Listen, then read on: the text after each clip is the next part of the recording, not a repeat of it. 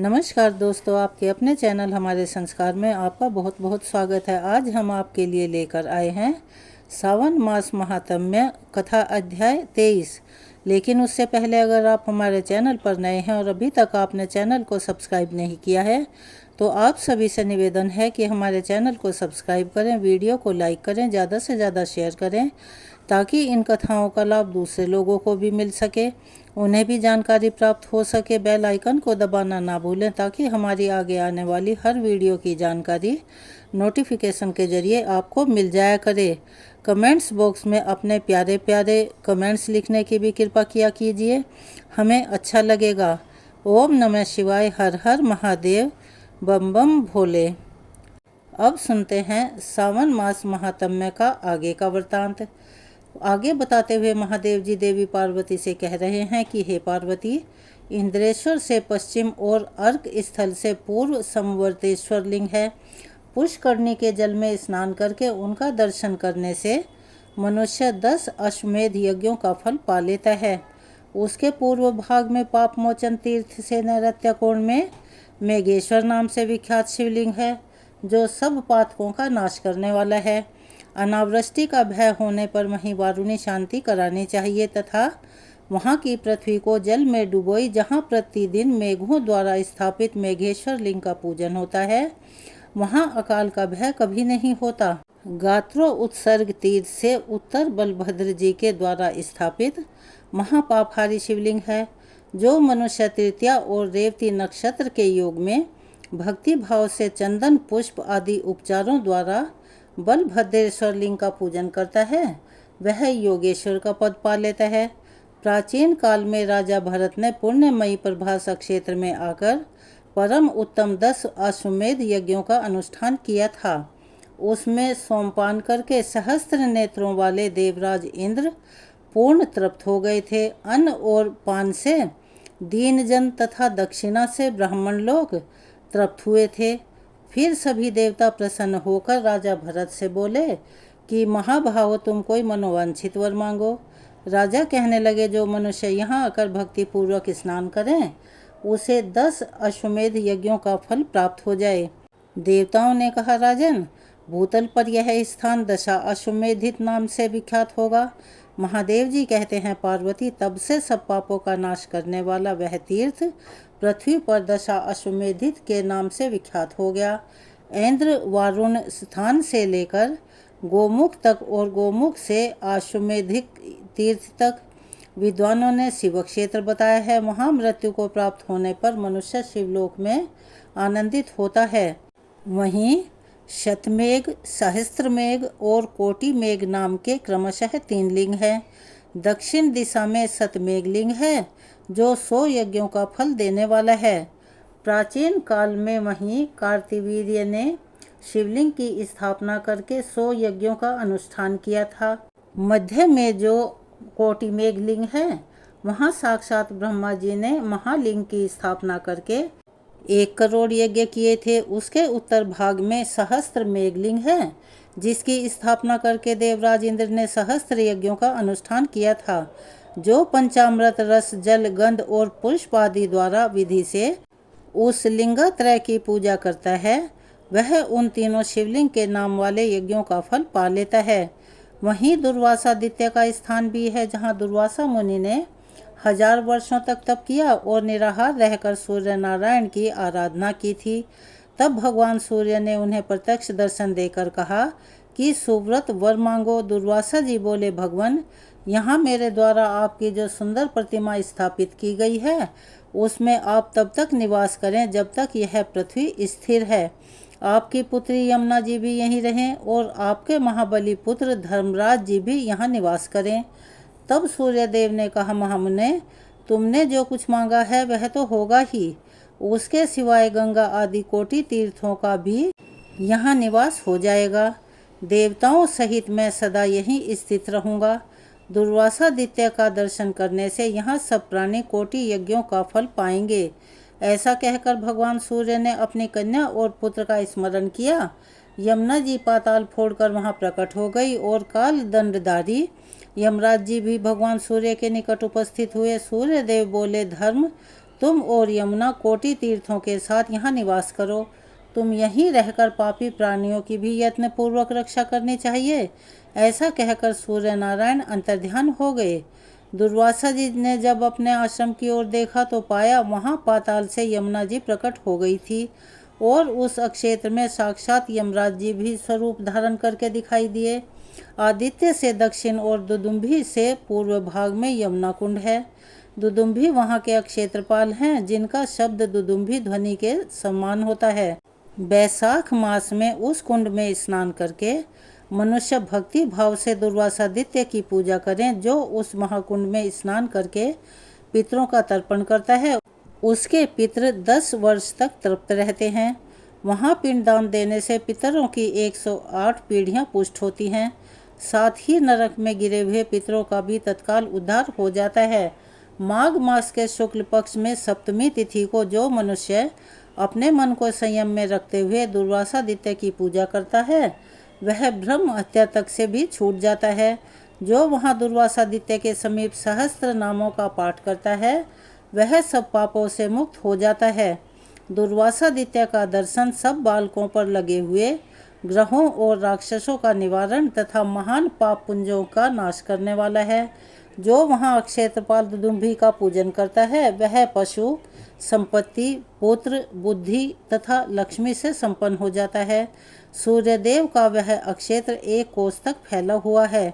जो सूर्यदेव के प्रति भक्ति भाव से रहित हैं उसे उस अक्षेत्र में प्रवेश नहीं करना चाहिए। महादेव जी कहते हैं कि हे देवी, समस्त यादवों का संहार हो जाने पर केवल वज्र शेष रह गए थे, जो वे अपनी आयु के शेष भाग में अपने पुत्र महाद्वक यादवों के राज्य पर अभिषिक्त करके प्रभास अक्षेत्र में आए। यहाँ उन्होंने एक शिवलिंग स्थापित किया जो ब्रजेश्वर नाम से प्रसिद्ध हुआ। राजा वज्र ने नारद जी के उपदेश से दीर्घ काल तक पाप नाशक प्रभास क्षेत्र में कठिन तपस्या की और परम सिद्धि को प्राप्त किया। जो मनुष्य जामवंती के जल में स्नान करके ब्रजेश्वर की पूजा करता और वहाँ यादव स्थल के पास में ही ब्राह्मणों को भोजन कराता है वह सहस्त्र गोदान का फल पा लेता है। हिरण्या के समीप नगरादित्य का स्थान है। नगरादित्य सभी पापों का नाश करने वाले हैं। द्वारका में निघ्न के पुत्र सत्राजीत हुए। उन्होंने ही वहाँ भगवान सूर्य की आराधना की और भगवान ने संतुष्ट होकर उन्हें स्वमंतक मणि प्रदान की जो प्रतिदिन 8 भार सोना देती थी। उसे देकर भगवान भानु ने पुनः सत्राजीत को वर मांगने के लिए कहा और प्रेरित किया। तब सत्राजीत कहने लगे कि प्रभु, आप इस पुण्य आश्रम में सदा निवास कीजिए। एवं वस्तु कहकर सूर्यदेव अंतर्ध्यान हो गए। फिर सत्राजीत ने वहां सूर्यदेव की दिव्य प्रतिमा स्थापित की और प्रभास नगर के ब्राह्मण को व्रति देकर उन्हें सेवा पूजा का भार समर्पित किया। इसीलिए नागर ब्राह्मणों के नाम पर ही उसका नाम नागरादित्य पड़ गया। जो हिरण्या नदी के जल में स्नान करके नागरादित्य का पूजन करता है वह सूर्यलोक में पूजित होता है। जब शुक्ल पक्ष की सप्तमी को सूर्य की संक्रांति हो तब उसे महाजया सप्तमी कहते हैं। उसमें किए हुए स्नान, दान, जप, होम तथा देवताओं और पितरों का पूजन यह सभी कोटि गुना फल देने वाले होते हैं। जो उस समय नगरादित्य के समीप एक ब्राह्मण को भोजन कराता है उसे 1 करोड़ ब्राह्मण को भोजन कराने का फल मिलता है। ऋषि तीर्थ से पश्चिम पातकों का नाश करने वाली पिंगा नदी है जो समुद्र में मिली है। उसके जल का स्पर्श करने से मनुष्य रूपवान होता है। एक समय दक्षिण भारत के रहने वाले कुछ महर्षियों ने सोमनाथ जी का दर्शन करने की इच्छा से प्रभास क्षेत्र में आए और एक दिन नदी के किनारे ठहर गए। वे काले रंग के और कुरूप थे, किंतु वहां स्नान आदि करने से कामदेव के समान रूपवान हो गए।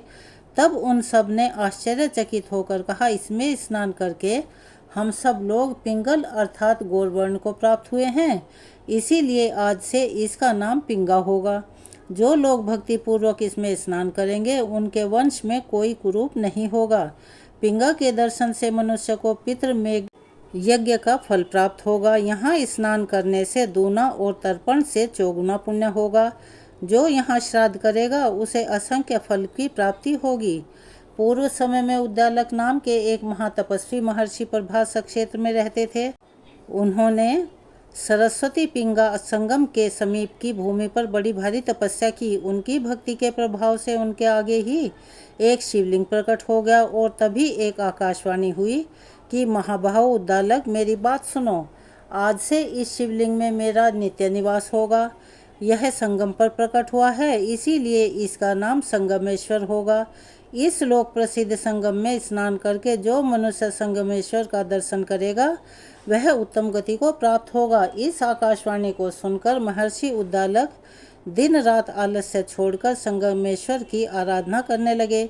इसके बाद देह त्यागने के बाद वे मेरे महेश्वर धाम को चले गए। संगमेश्वर से पश्चिम त्रिभुवन विख्यात गंगेश्वर लिंग है। भगवान श्री कृष्ण ने परम धाम पधारने के समय स्नान करने के लिए वहां गंगा जल का आवाहन किया था। गंगा जी ने शिव भक्ति परायण होकर वहां शिवलिंग स्थापित किया। गंगेश्वर का दर्शन करने से गंगा स्नान का फल प्राप्त हो जाता है। ऐसा कहकर भगवान शिव कुछ क्षणों के लिए मौन हो गए। आज की सावन मास महात्म्य की कथा को यहीं विराम देते हैं। इससे आगे हम आपको एक कथा और सुनाते हैं, उसे ध्यानपूर्वक सुनिएगा।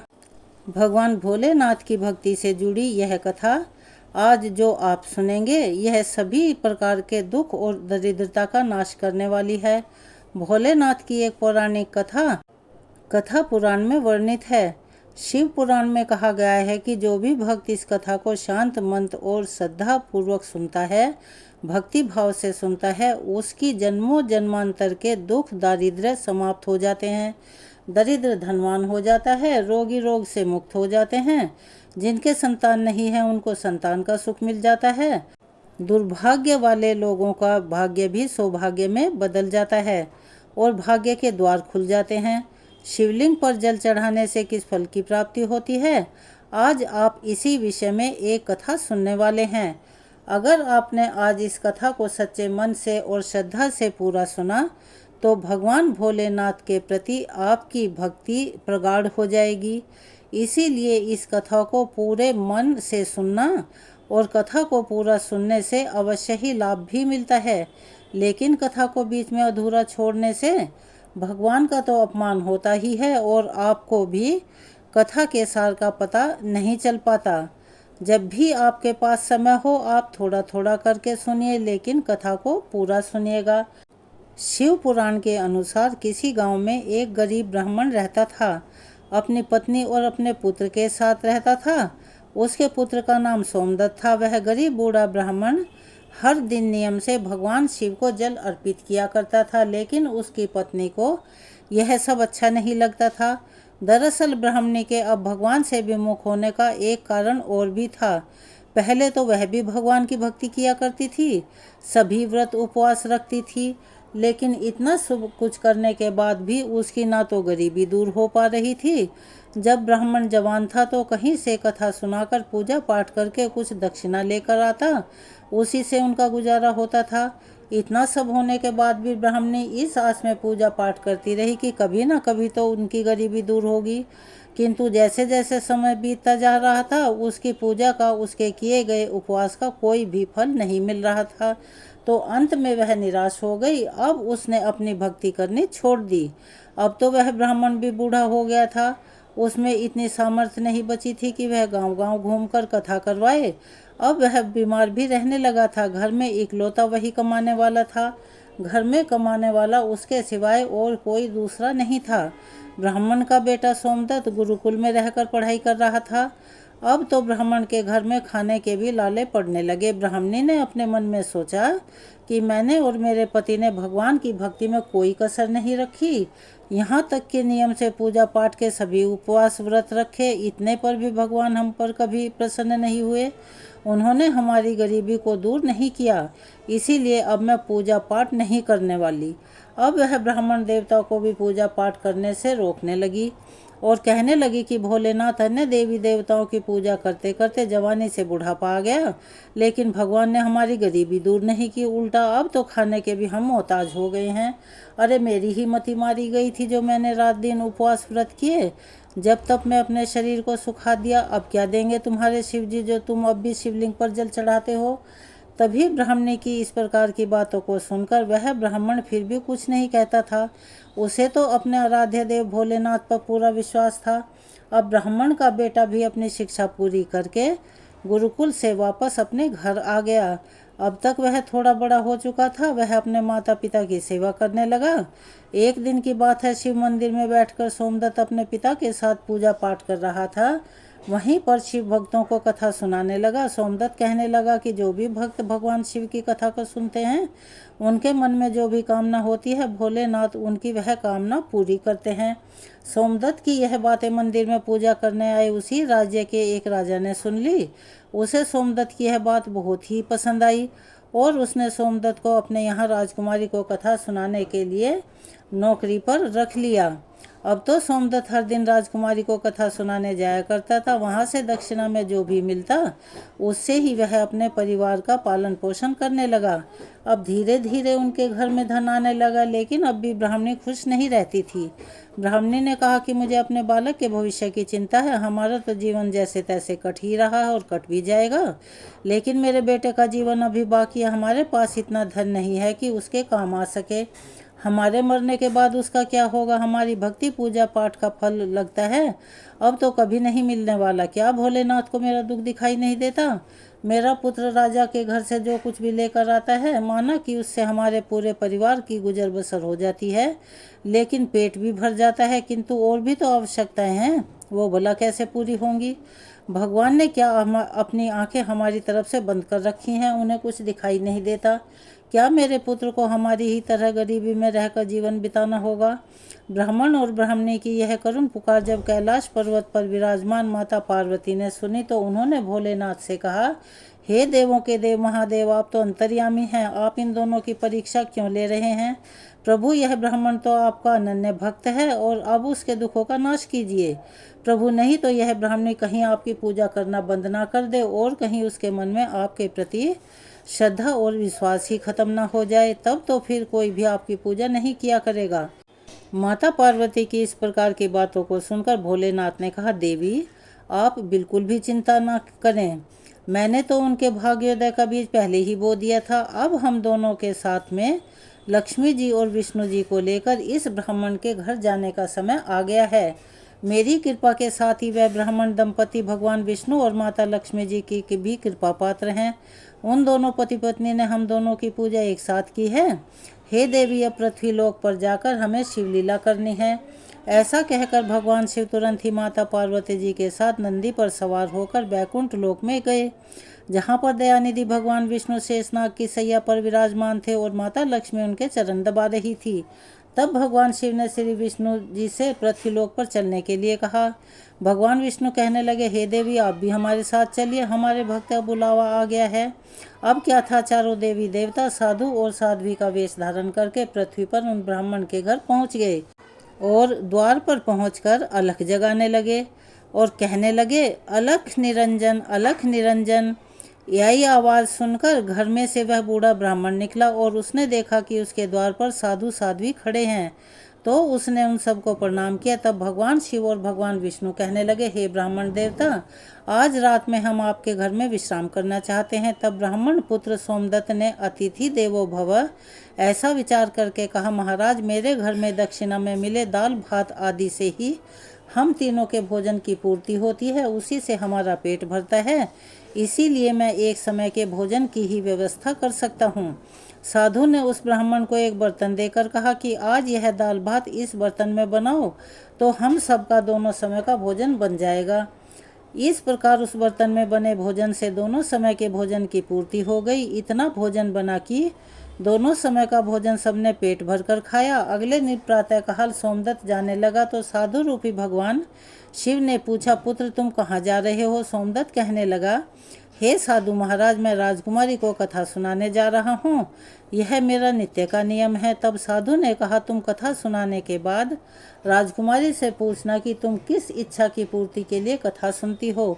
अब सोमदत्त राजकुमारी को कथा सुनाने के बाद उससे वही प्रश्न पूछता है कि हे राजकुमारी, मैं तुम्हें नित्य कथाएं सुनाता हूँ, लेकिन यह तो बताइए कि आप इन कथाओं को किस लिए सुनती हो। तब राजकुमारी कहने लगी, हे ब्राह्मण पुत्र, मैं इस इच्छा से कथा सुनती हूँ कि मुझे ऐसा वर मिले जिसकी चर्चा सभी के मुंह पर हो, उसके माथे पर चांद और सूरज की रोशनी हो, और वह इतना भाग्यवान हो, इतना धनी हो कि उसके कदमों में लक्ष्मी थिरकती हुई हो, और ऐसी बारात हो जो आज तक कभी किसी ने देखी ना हो।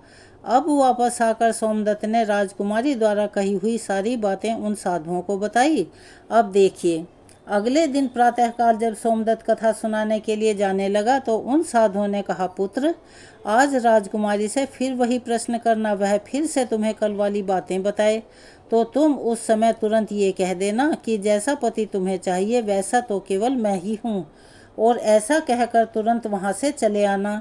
सोमदत्त कहने लगा, हे साधु महाराज, कहाँ मैं एक गरीब ब्राह्मण जिसके घर उसी की दी हुई दक्षिणा पर चलता है, और कहाँ वह एक राजा की पुत्री, एक राजकुमारी। राजा तो यह जानते ही कि मैंने उनके सम्मुख विवाह का प्रस्ताव रखा है, मुझे और मेरे परिवार को मृत्यु दंड देकर मौत के घाट उतार देगा। इसीलिए साधु महाराज, मैं तो ऐसा बिल्कुल नहीं करूँगा।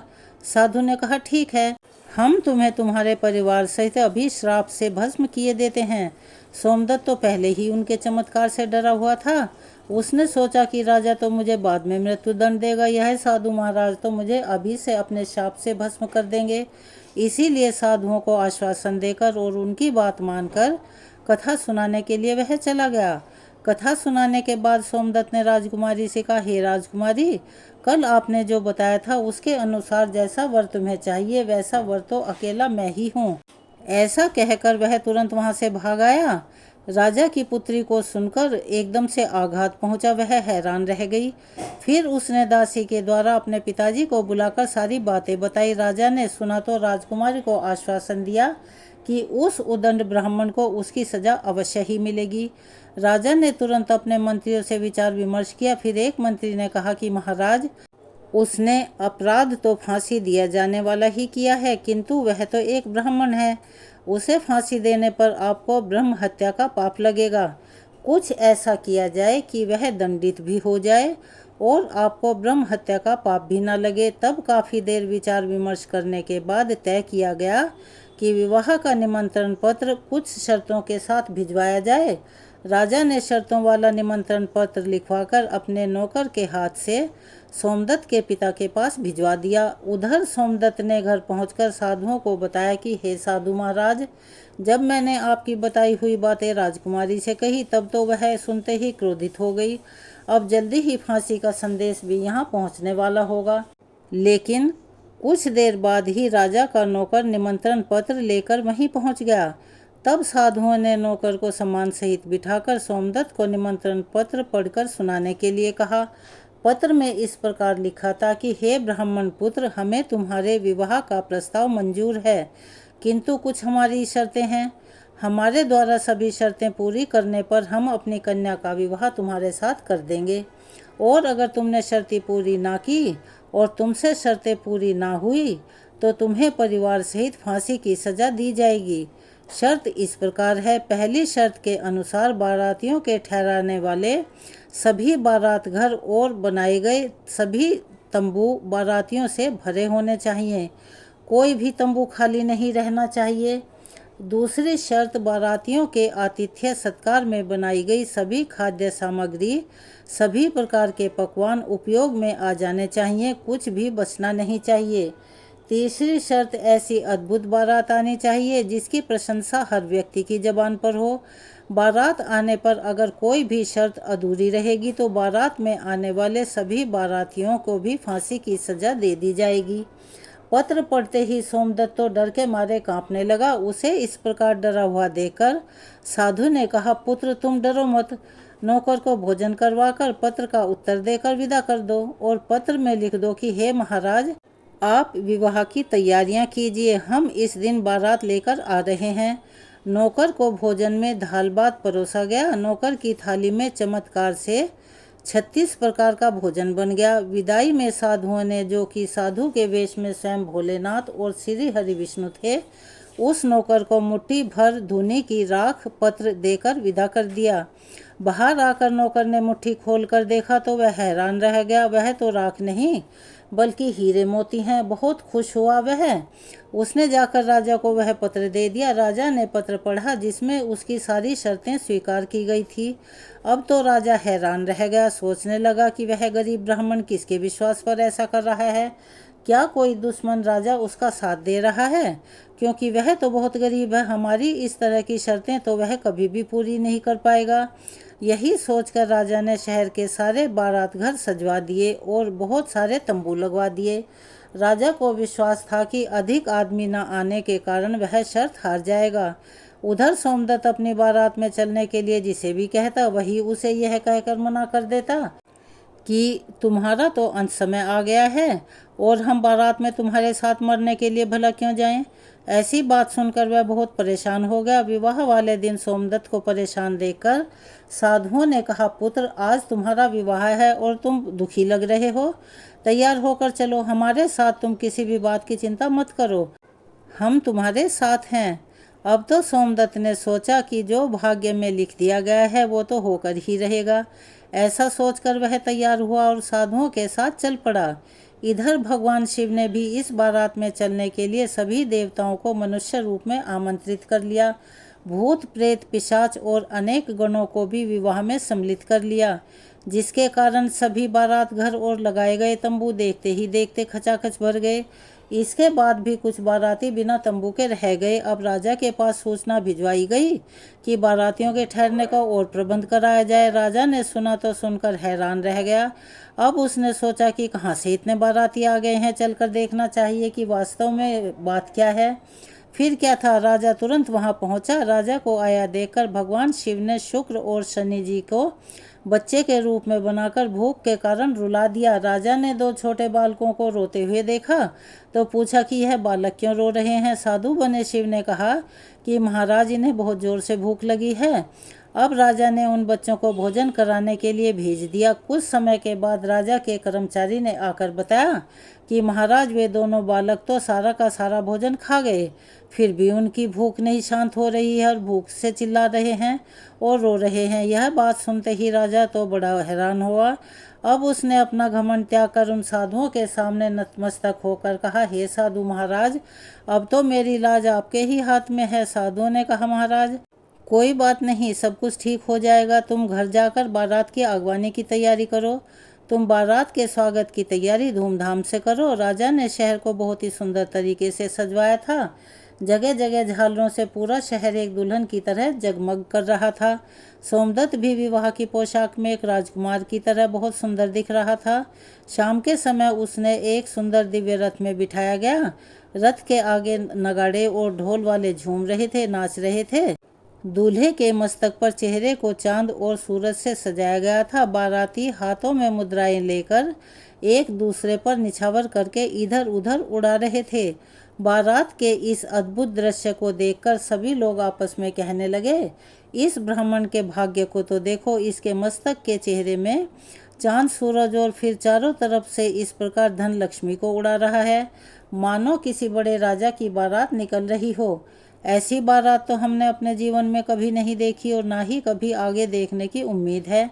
यह तो भाग्य का बड़ा धनी है। प्रजा के मुंह से इस प्रकार की बातों को सुन करके माता पार्वती ने भगवान शिव से कहा, प्रभु, आप जिस पर कृपा करते हैं उसके लिए तो अन्न धन के भंडार खोल देते हैं। भोलेनाथ ने कहा, हे देवी, जो भक्त मेरी पूरी श्रद्धा भक्ति से पूजा करते हैं, मुझ पर अटूट विश्वास करते हैं, मैं उन्हें उनकी पूजा का फल अवश्य ही देता हूँ।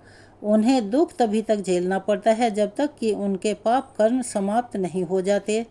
पुण्य कर्म जैसे ही उदय होते हैं उनके भाग्य के द्वार खुल जाते हैं और जो भक्त भगवान की इन कथाओं को सुनता है उन्हें भी राजकुमारी की तरह से ही फल मिलता है।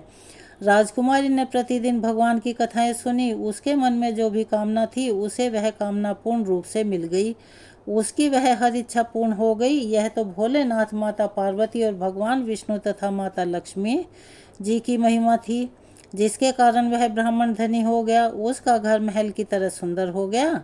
उसके घर में अब किसी भी बात की कोई कमी नहीं थी। अब ब्राह्मणी ने भी फिर से भगवान की पूजा करनी शुरू कर दी और खूब दान दक्षिणा देना शुरू कर दिया। अब तो वह भी हर दिन प्रेम से भगवान की कथाओं को सुनती और दूसरों को भी सुनाती थी और बहुत ही आनंदी होकर भगवान भोलेनाथ की महिमा हर किसी को बताया करती। अगर आप हमारे चैनल पर नए हैं, अभी तक चैनल को सब्सक्राइब नहीं किया है, तो आप सभी से निवेदन है कि हमारे चैनल को सब्सक्राइब करें, वीडियो को लाइक करें, ज़्यादा से ज़्यादा शेयर करें ताकि इन कथाओं के श्रवण का लाभ और लोगों को भी मिल सके। बेल आइकन को दबाना ना भूलें ताकि हमारी आगे आने वाली वीडियो की जानकारी आपको नोटिफिकेशन के जरिए मिल जाया करे। अपना सहयोग और प्यार हमें ऐसे ही प्रदान करते रहें। कमेंट्स बॉक्स में ओम नमः शिवाय, हर हर महादेव, बम बम भोले लिखना ना भूलें। धन्यवाद।